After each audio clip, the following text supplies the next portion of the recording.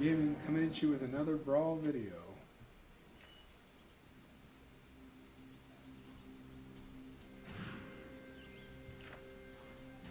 Alright, so we decided to ship off that hand, and then we put Teach on the bottom, playing Elegant Parlor.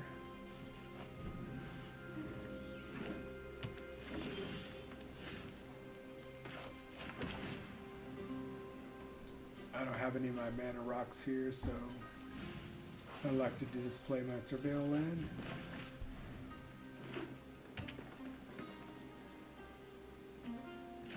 So what makes this deck work pretty well is I put all of the evoke elementals.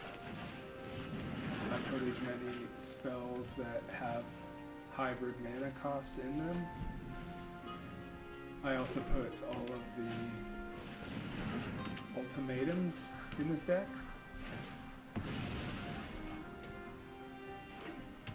And I also put the newest elementals from the Lorwyn Eclipse set. There you see Catharsis. When you copy this with your commander, you get 2 copies and get a ton of value from it.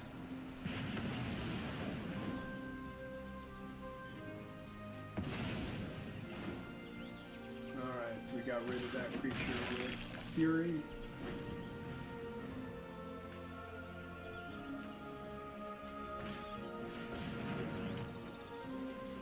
And they played Tribute to the World Tree. So I'm going to just exile that at instant speed because that's a ton of value for them if they ever get creatures, you know, like they get +1/+1 counters and draw a card and all that. We don't need that.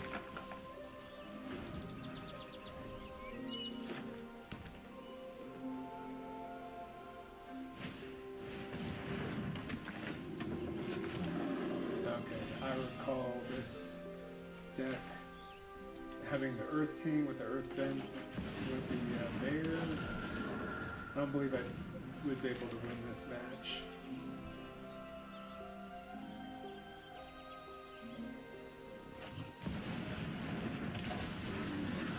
So they play their Goldbane Hydra.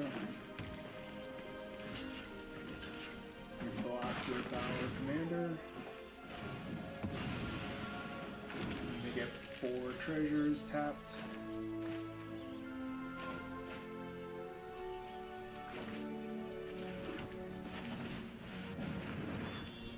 So it looks like I was considering playing Catharsis there, but we didn't have the correct mana colors in order to play that one out.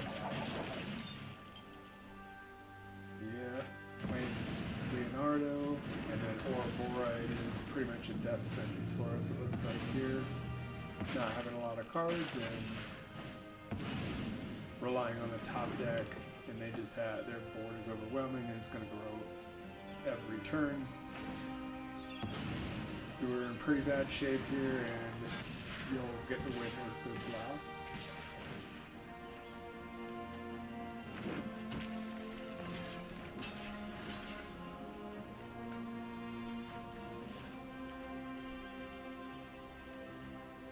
And I was trying to figure out why I couldn't double block the Ouroboros, but it was an effect from Michelangelo card out there, I believe. So you can block with more than one creature.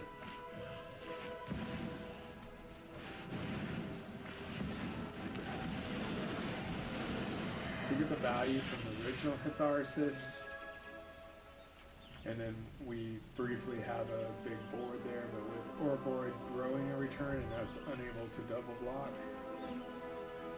can't do much about this.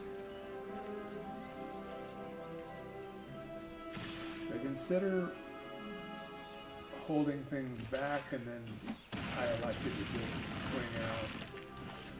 I believe I'd be dead either way.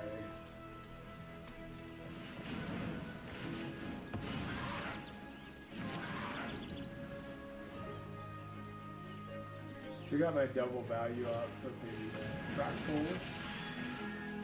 But now that they have Ouroboros, they have Mossborn Hydra, and 2 land triggers.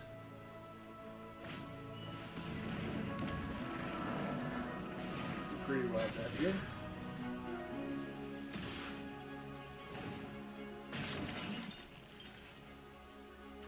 So regardless of how I block, it's lethal. And we died.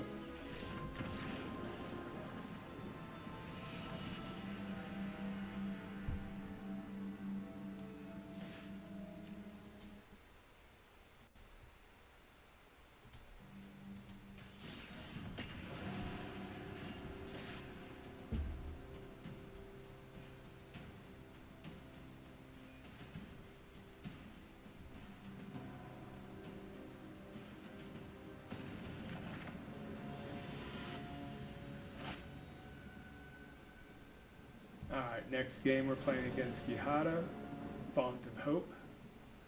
And this hand is a 2-lander. I don't think I can keep that, so really a lot of my best draws are going to be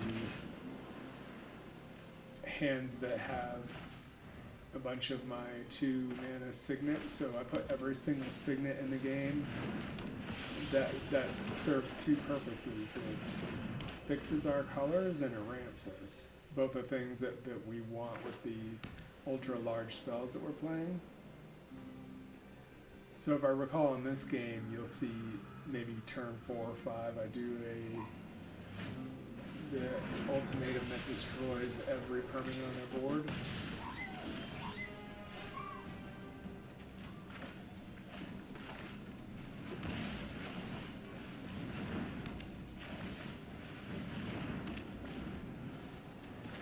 So here on turn 3 we got 6 mana. We play Resplendent Angel, and they're cooking so far.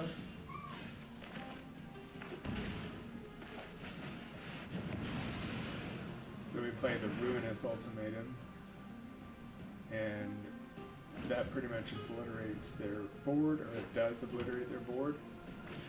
And then they're going to be stuck trying to rebuild. We'll play another Signet, and then we'll play our commander, Providence of Night.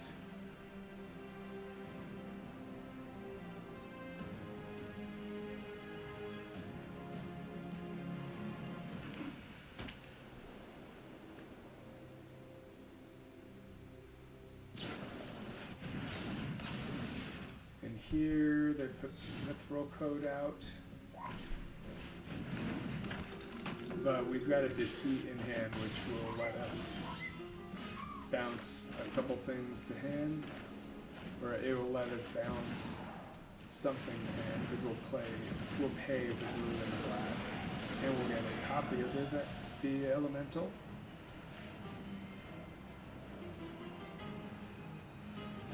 So we bounce Gihada, then we make them discard Gihada, so it forces them to pay more mana for it. And then here,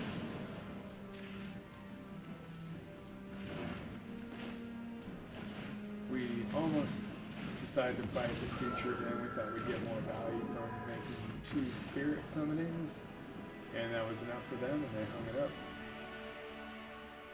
So 1 win, 1 loss so far. On to the next game here.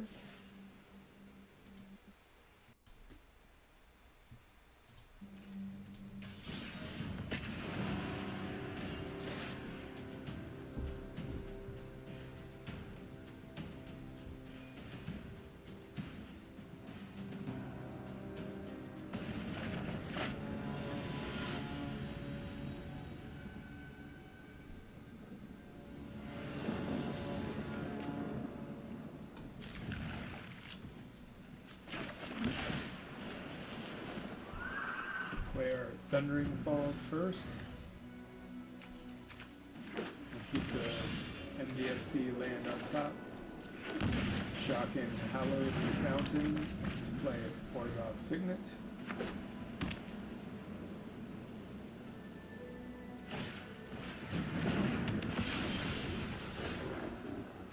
We're playing another Gahada deck.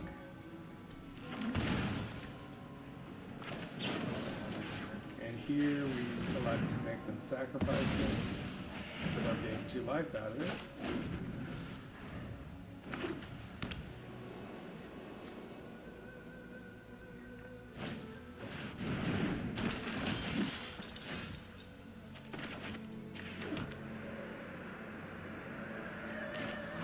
So here we take a turn off and play our Selesnya Signet.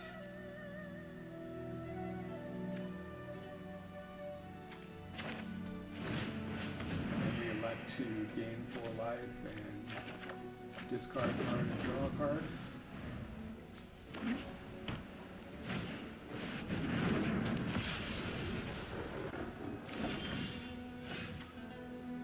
For some reason they didn't attack there. Kind of odd. Play Providence of Night. As we're not under a lot of pressure here, so.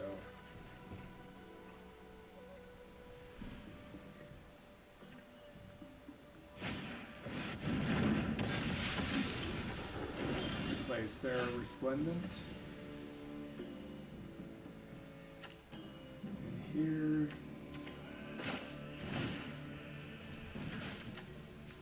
we decide to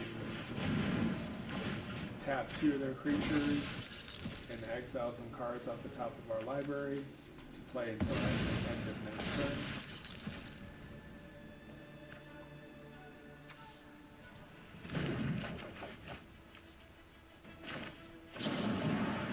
Here we play the Kin-Tree Severance.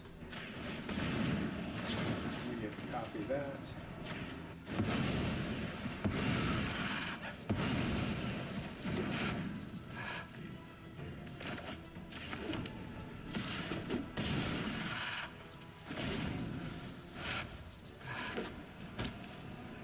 And here it looks like I won't be able to play the Genesis Ultimatum because I'm short on green. I believe I shocked in the breeding pool believing incorrectly that I'll be able to play this, but it ends up to not be the case. We're going to lose that card. It is one of the pitfalls of playing the ultimatums. It's because they require very specific mana costs. So instead we play Integrity, and because our commander says that it has protection for monocolor, it means that we can attack through monocolored creatures that cannot block.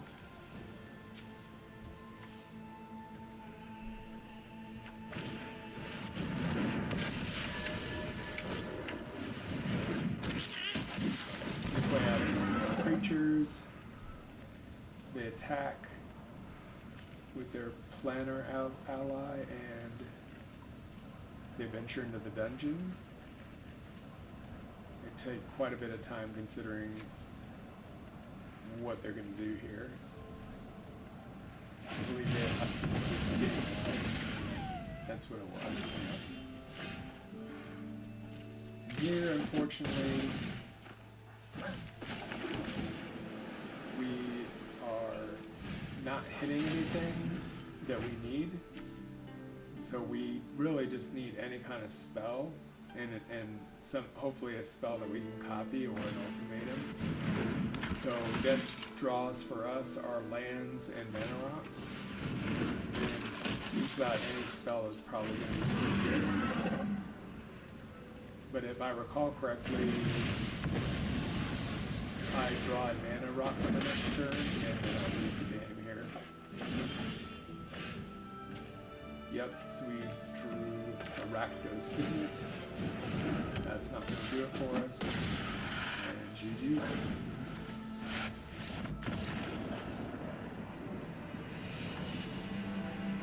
So yeah, we were facing lethal on board there.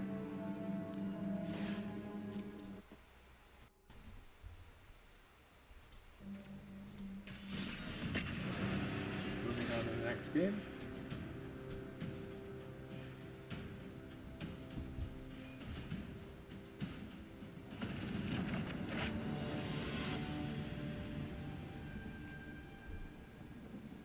playing Go Shintai of Life's Origin.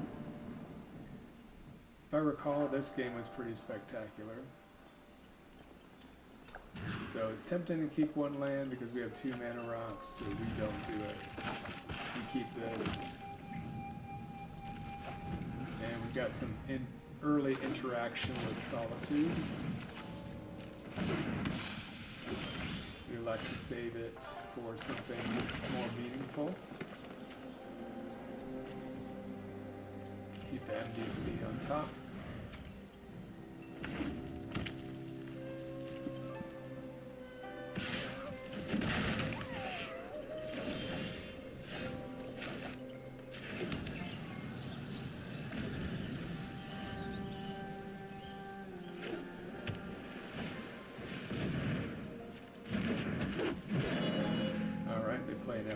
Sage.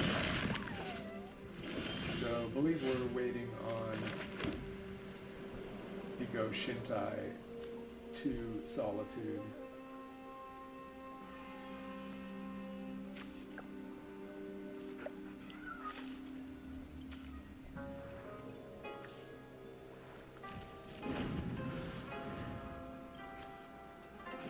So after some consideration, we pass the turn.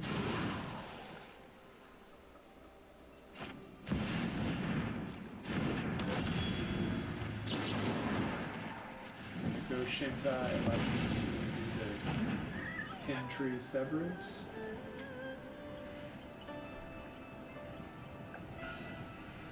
Because it's something where we don't have to lose a card as we would with Solitude.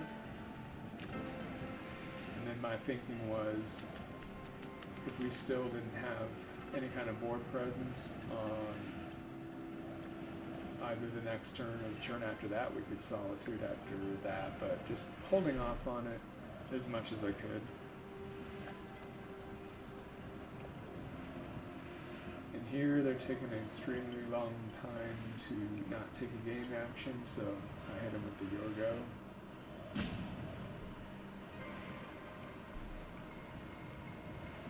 And I don't know if this is Assault Rope or something else.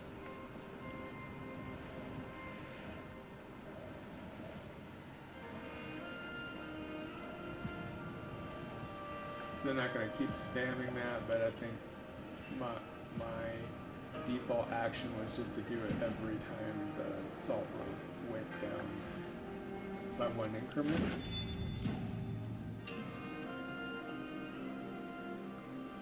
The timer rope. I'm calling it the Salt Rope because that's what I usually get, Salt Ropes from people.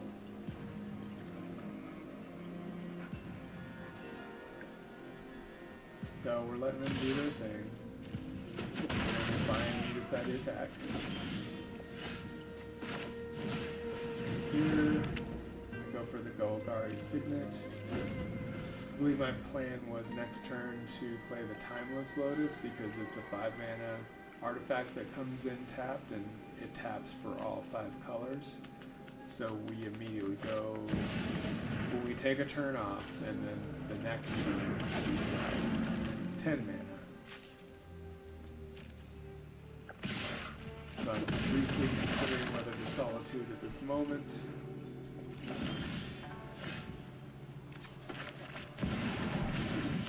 Timeless Lotus and still have up Solitude for interaction.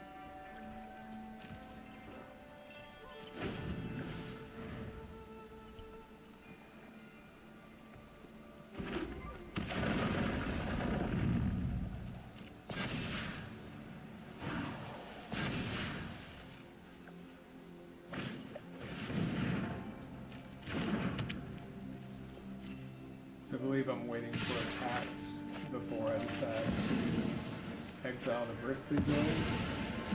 And get rid of Fury Ultimatum because there aren't any significant permanents in our graveyard. So even if we were able to cast it, it's not going to do much.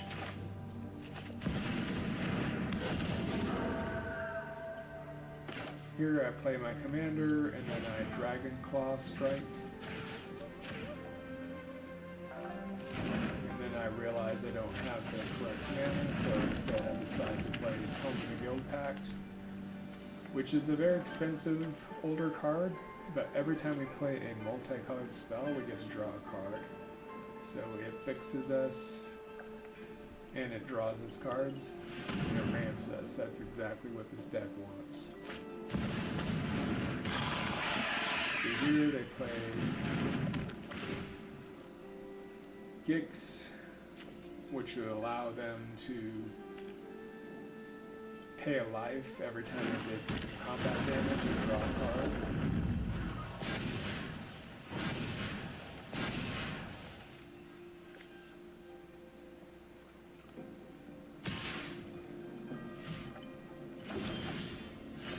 So they decide not to attack with the 6/6 because my 5/5 has protection from monocolor. So first I play Emergent Ultimatum and I draw a card. With the Emergent Ultimatum I can grab all 4 of the Evoke Elemental, actually all 3. I can grab 3 of the 4 Evoke Elementals. They will have me shuffle 1 into the library and I'm able to play 2 of them without paying their mana costs. So I believe I get Fury, and I don't recall what the other one is. We'll see here momentarily. So we get Fury and Endurance.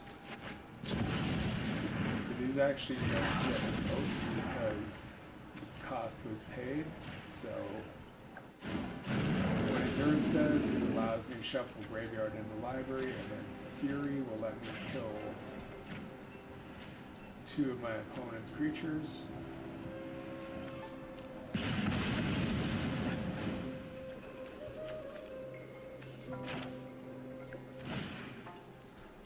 And here I Dragonclaw Strike, taking out. Well, I made the same mistake, didn't have the correct mana to slay that. So instead I Consecrate and draw 3 cards. 2 from the Copy Consecrate, and 1 from the Tome of the Guild Pact. And then from my Selesnya Signet. Hang back because I'm at 7 life, and they're at 27, so we need to play defense here. Goshintai comes out again. And then they play a Shrine that lets them ramp. Avatar set.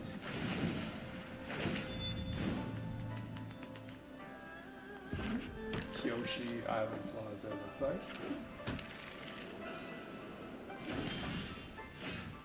So they have almost as much mana as we do. I like to shock in the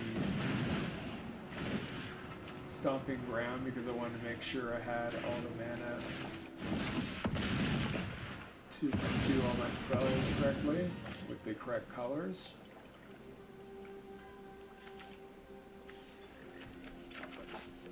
So now we're really starting to catch up. We're only at 5 life. We can test summoning and we'll copy that with our commander, giving us 4 pests. Every time one of those dies, we gain life. Now we play Carnage, which does 3 damage to our opponent, then that player discards 3 cards. So they have 1 left. Then we'll play the Stump Stomp. And shoot down all of our opponent's creatures.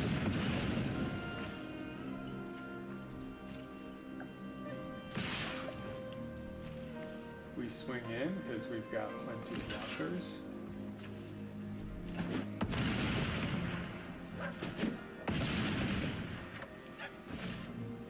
Now opponent's in pretty bad shape.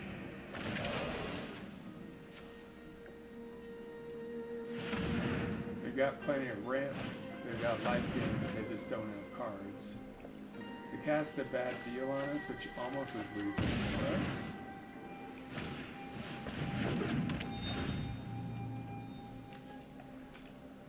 And then they play the elemental, or the shrine that mills your opponent.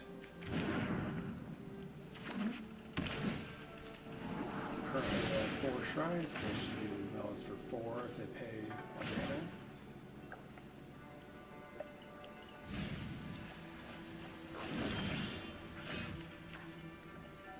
And here we get the godsend of Cease, which will allow us to gain some life. And exile cards for our opponent's graveyard. We'll get to copy that, so we'll get 4 life from that. Last card in the opponent's hand is a counter spell that isn't any good at this point, because if we pay mana, we can just go around it, and that's what we did here.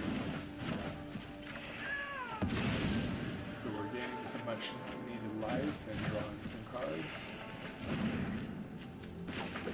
Now we are going to play Cram Session, which will let us gain 4 life for the first instance, and because we have our commander out, we're able to double that. It'll be 8 life. And we only have to discard a card and grab a different one.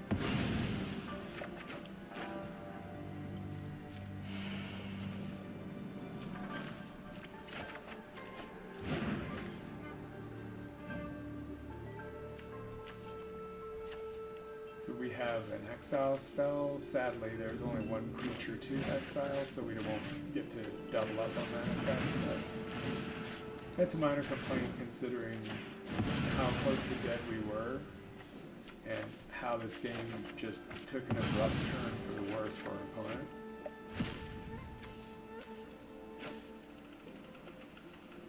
So here, I just always will dump the least impactful spell. And now I've got lethal on board, and opponent sees it and concedes. On to the next game.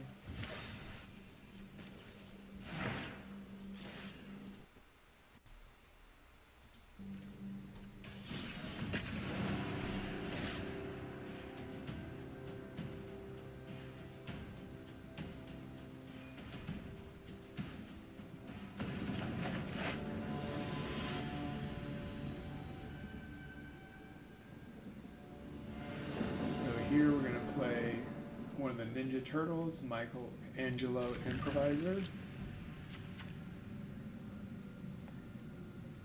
And I recall this was a pretty good game. I ended up being in a really bad position against my opponent and feeling like I was going to lose, but we ended up pulling it out as a spoiler here.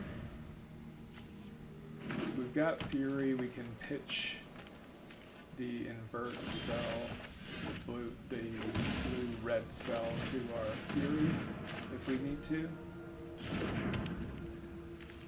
In my thinking here, because this is a ninja or attack-based deck, that we want to get rid of any early creatures, because if they don't have any early creatures, they're not able to somehow give it evasion and then bring something gigantic in their hand. So despite the innocent lookingness of this small frog here, we decide to kill it.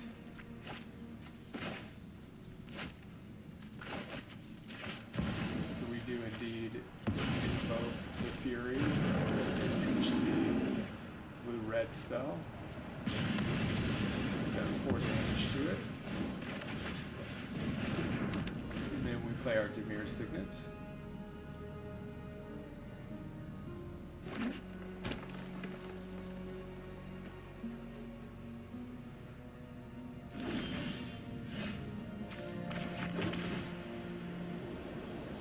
Play the Shadowy Backstreet and Surveil.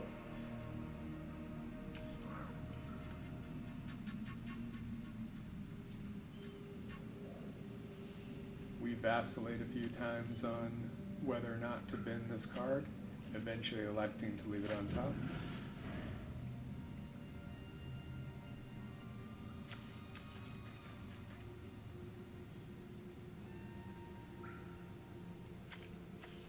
They do have their Leyline Axe out, which would give their creature trample and +3/+3 if my memory serves me correctly. So they cycle their creature, they do not destroy our artifacts. We play a Timeless Lotus tapped, which will double our mana once we untap next turn. So we will untap with 10 mana. Opponent has 3. If they're lucky, 4.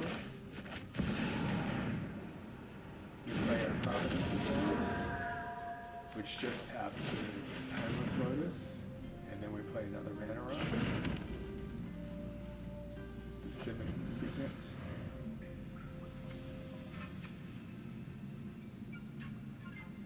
One thing that's worth mentioning is I've built 5-color commander decks in the past, and I've never been all that successful with them, but what I did differently with this deck is I played 10 different signets that are the guild colors, and I'm also playing the arcane signet, and then we're playing a few of the higher cost mana rocks so that you're assured of getting large amounts of mana, and I think that was finally the missing key for making a very good, valid 5-color deck. Because our game plan is not to wipe the board or control things very much, it's just that our hope is that we're going to have more mana and more things to do with that mana than our opponent will. And that's the strategy that I came up with before.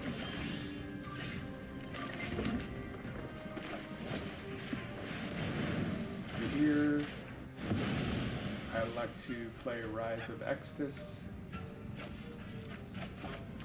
And since I don't have a Learn sideboard and one can't in Brawl, I just pitch the least effective spell, and then I play a Gilded Lotus, which will tap for 3 mana of any one color.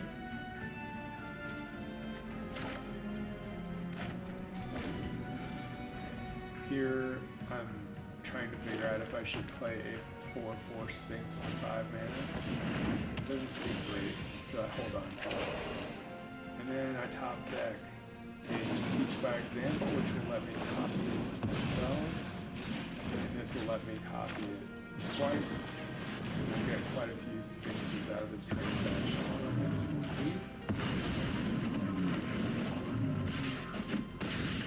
We get 3. We crash in for 5 because they're unable to block the spider. And here's where my opponent puts me in a tough spot because they equip the Leyline Axe to the spider. And what's going through my mind is like, man, am I really going to lose to this freaking draft chaff spider here?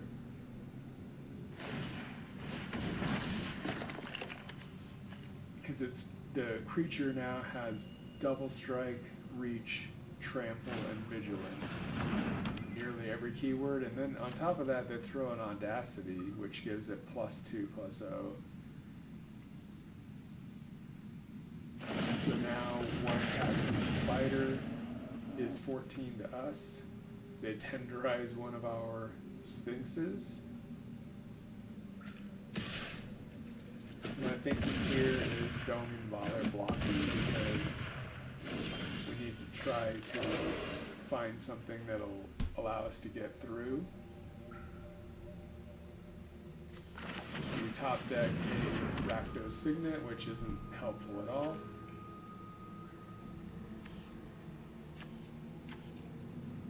So I like to stay back on defense here because if they have any kind of fight or removal spell for us, it's going to be lethal because they have 14 damage on board. So we need to hold back all of our blockers and hope we top deck something.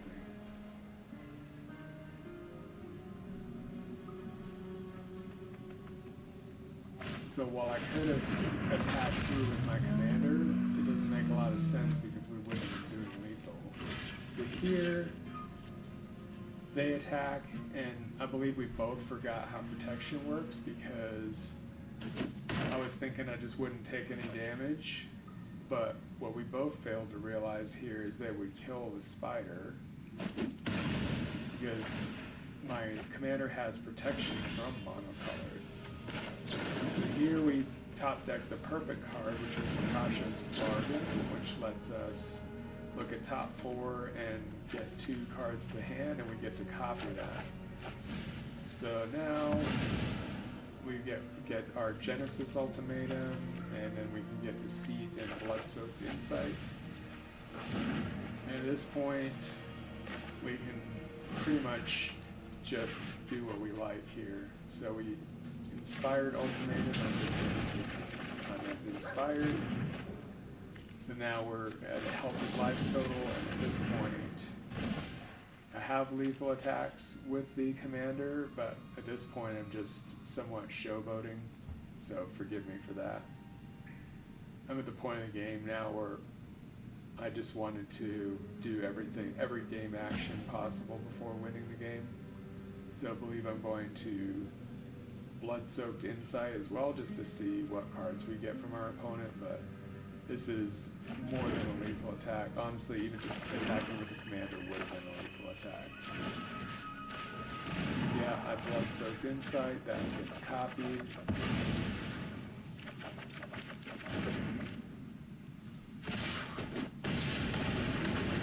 Lethal.